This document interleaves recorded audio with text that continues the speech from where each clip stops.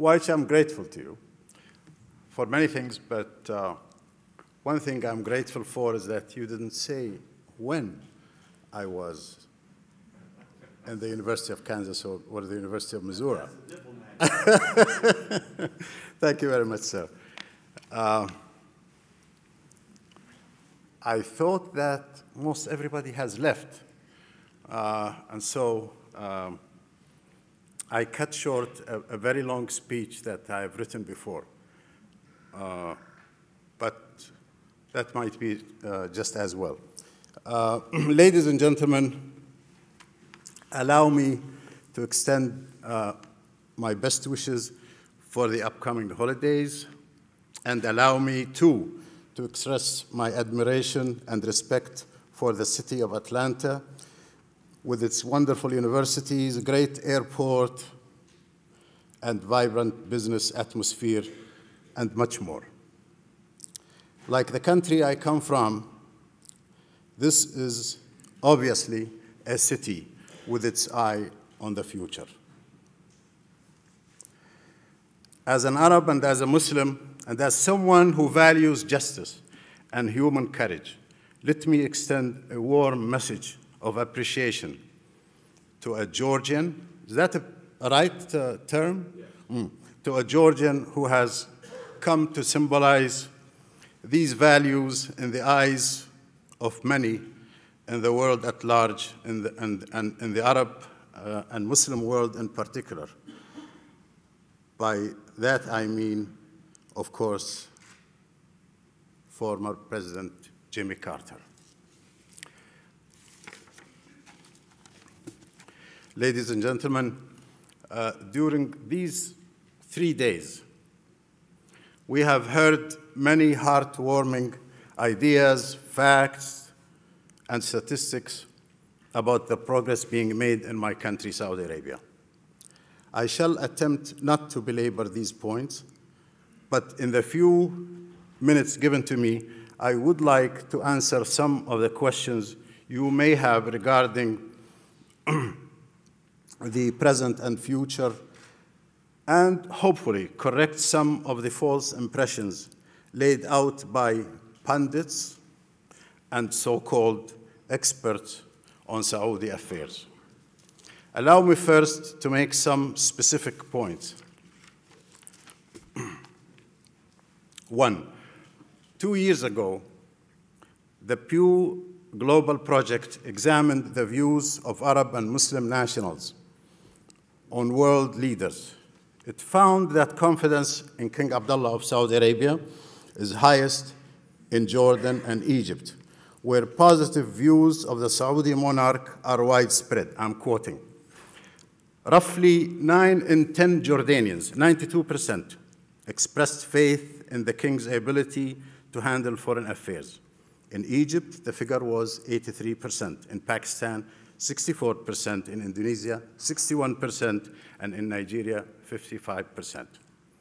That such respect is not limited to the Saudi people sends a powerful message at a time and in a region when several other leaders face disrespect, often violently expressed.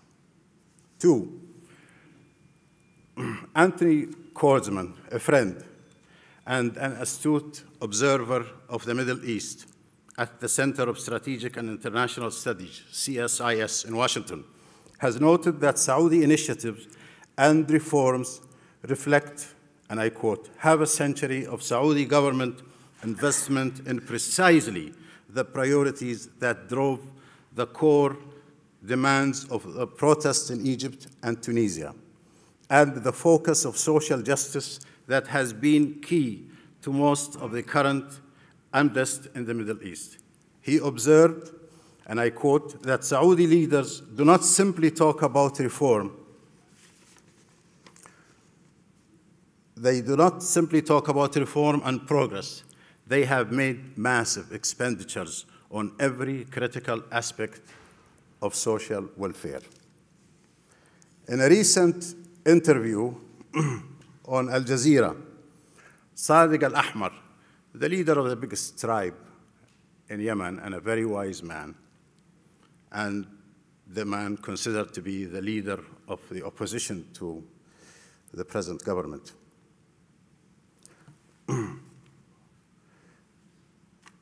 Put it this way. The people of Saudi Arabia, he said, enjoy a life of absolute peace and prosperity. Of course, by and large, most Saudis tend to agree with Mr. Al-Ahmar's believing that they have something worth preserving. To make but one example, a long-standing tradition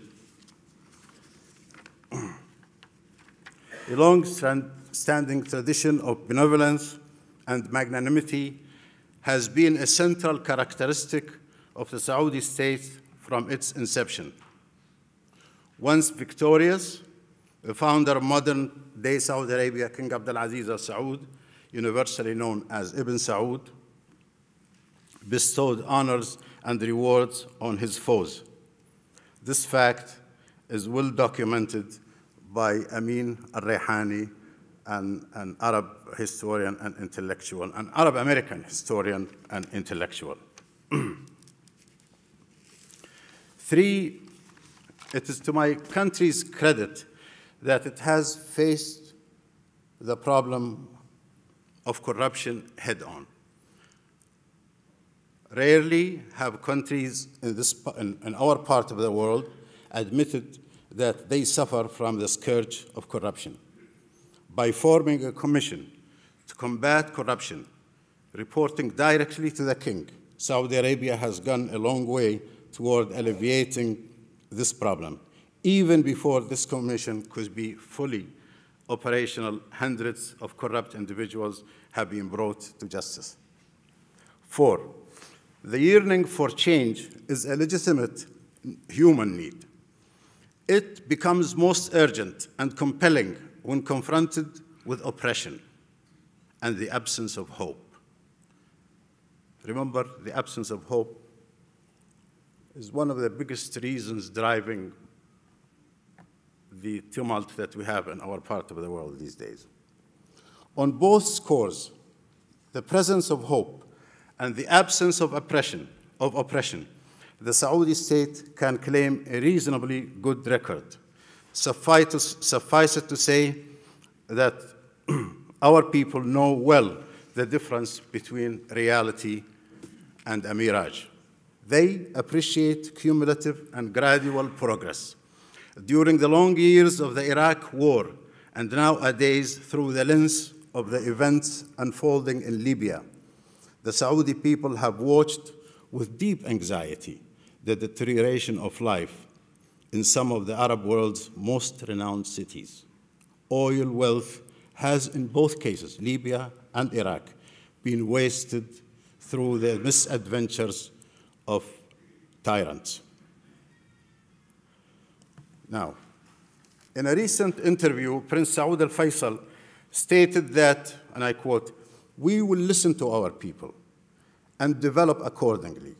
We are developing, maybe not as quick as revolution, but we are developing in a way that is stable." Prince Saud was very clearly referring to the Saudi state's ability to engage in introspection and meaningful reform, as you have probably heard from many of my fellow speakers. Needless to say, this is the litmus test of whether a system, any kind of system, is capable of growth and continuity. Finally, I'm aware that everyone needs to catch a plane, everyone needs to go home. I'll make just a couple of points here. Finally, a couple of things deserve quick mention. The Saudi media, and this, by the way, is an observation I have heard from many foreign representatives, including yours, American representatives in Saudi Arabia, is vibrant with critical and bold discussion of issues that in previous times were the province of private encounters. Some would even suggest that the media has gone too far in its pursuit and celebration of this new environment. National dialogue has touched every sector of our society, creating together with the media a greater latitude for national discourse and expression. Also, a matter that seems to have received insufficient attention in our discussions here, and one that matters to friends, prospective investors, and business partners, is the seriousness with which the judicial system is being approached and reformed. Clearly, the time does not permit a full discussion of this highly important development, but one can point out that more specialized courts and clearer laws, rules, and regulations are either being implemented or are on their way to implementation. Suffices to say that considerable resources have been allocated for the task of upgrading and streamlining the judicial system and the judicial process. Ladies and gentlemen, allow me finally to briefly touch on a subject of special pride for the Saudi people. The exceptional success of our rehabilitation program has been noticed and praised by many world leaders. A high American official described this success to the chief editor of Newsweek International as, and I quote, a little reported success story. Many potential recruits to the extremist camp have joined the ranks of good citizens as a result of this success, and thanks to the dedicated efforts of His Royal Highness Prince Naif, the Crown Prince of the Ministry of Interior, and a long list of people from all walks of life. And this is important to hear here. The streets of Saudi Arabia today are among the safest in the world. Thank you very much.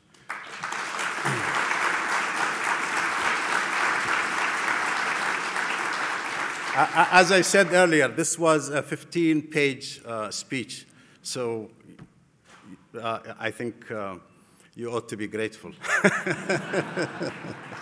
Thank you.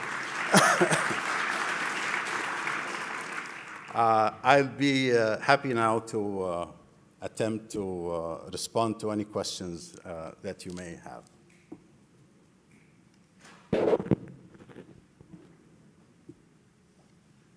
Well, if there are no questions, it seems that I've answered them all. Yeah, go ahead, sir. Jan Kalitsky, thank you very much for that great speech, and I hope you make the 15 pages available to us to read. The question I have for you is, could you comment a little bit about the current international environment, particularly in the region, and how it might unfold? I have in mind, in particular, the challenge represented across the Arabian Gulf. I'm not sure I understood the question fully. So could you kindly be more specific? Because I feel that you have something in mind. A number of things, but I have specifically in mind the international discussion of sanctions to be applied against Iran. But I'm interested more broadly in your view of the regional picture as you face it from Saudi Arabia. Well, look, in terms of the last part of your question, the sanctions, I think I would like to go back a little bit in history. It was probably during your time as Ambassador Fowler, that King Abdullah has stretched a hand to the Iranian leadership. The relationship between the two countries was strained. King Abdullah stretched a hand, and as a result, two of Iran's presidents visited Saudi Arabia, were welcomed, and In fact, the relationship between the two countries improved considerably. Unfortunately, both presidents, our former presidents, are today, let's just say, inoperational.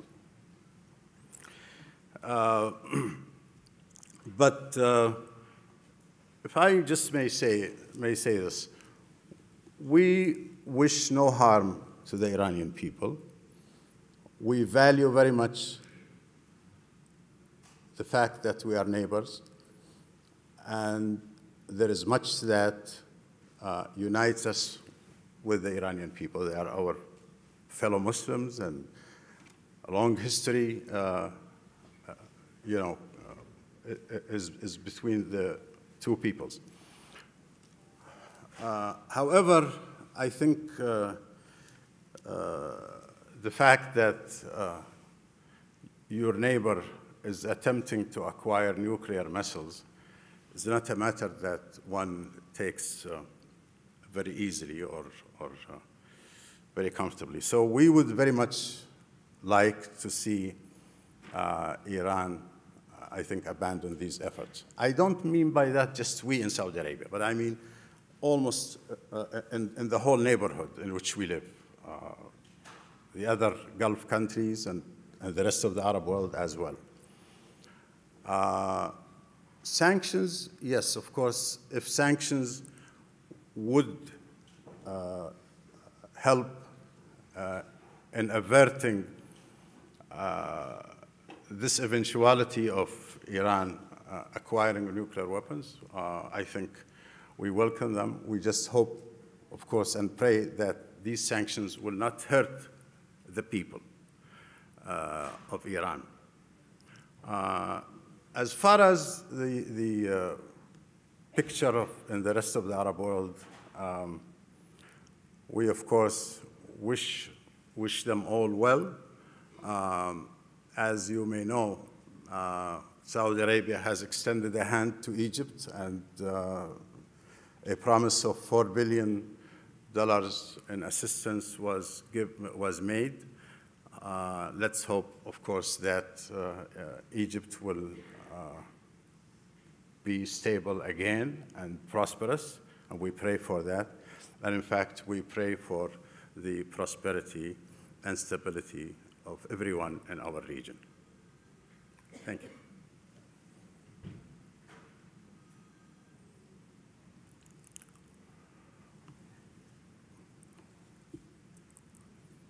Yeah, sir. Dr. Abdulrahman, thanks so much for being here. Richard Wilson, Saudi U.S. Trade Group. You know, with these forums that we try, and one of the organizers of the forum, that we try to come and talk about business, develop those commercial and economic ties with Saudi Arabia. But you also know that we work to expand that. So, for example, tomorrow we'll be taking some of the members of the delegation over to the All Saints Episcopal Church here in Atlanta to have an interfaith dialogue. I know this is very important to King Abdullah and something he feels very close to his heart. And I'm wondering if you'd like to talk a little bit about that. Well, thanks, Richard, but this is not this is not an area in which I am deeply involved. There are people back home who are, of course, very involved in this effort. But one thing I want to say, and I hope that this will be well received. Those who know King Abdullah, and I understand that few of you here do, know that whenever he makes an effort or an initiative, he will only make it because he is deeply convinced of it. So what I want to say here is that the interfaith dialogue, the interfaith initiative, is part and parcel of a number of initiatives that King Abdullah has made. Intercultural dialogue, is of course tied to this. The Peace Initiative is tied to this. This is a man who I think has his heart in the right place as far as the pursuit of harmony and peace in the world. Thank you.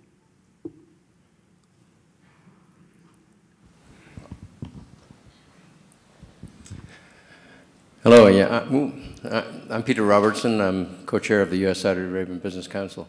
Thank you. I just talked to a couple of people in the hallway who are talking about coming to Saudi Arabia soon for the first time to do, hopefully, some business. And I was wondering what you would say to somebody who's going there for the first time, who wants to, in their case, it was kind of an engineering business, but I don't think that's the point. What piece of advice would you give to somebody who's coming to the kingdom for the first time, looking for a partner, looking for business, looking for opportunity? Wow. I have people here who could answer this question much better than I would. We have here the chairman of the Saudi Chambers of Commerce, Mr. Abdulrahman Al-Saeed, much more knowledgeable than I am. The Minister of Commerce was here. He's very knowledgeable in this area. Business is not my specialty. But if I will say one thing, whoever is willing to take the trouble to come to Saudi Arabia, to work with us, and to be helpful in, in promoting our, our development is most welcome.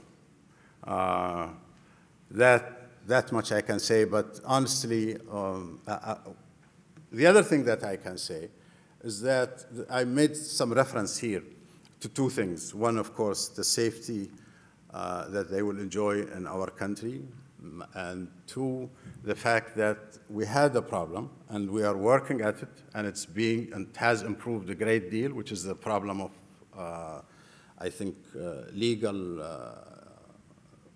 the legal system is now, I think we have really traveled a long way in resolving many of the issues that used to, I guess, worry businessmen. But other than that, this is not my specialty, and I know very little about it. Thank you. Well, thank you all very much. I know I've held you beyond the call of duty, and this has been a very good 3 days, and we have enjoyed every minute of them. We appreciate the hospitality and the kindness with which we all have been met by everyone here. We wish you well. Ma salama. Thanks.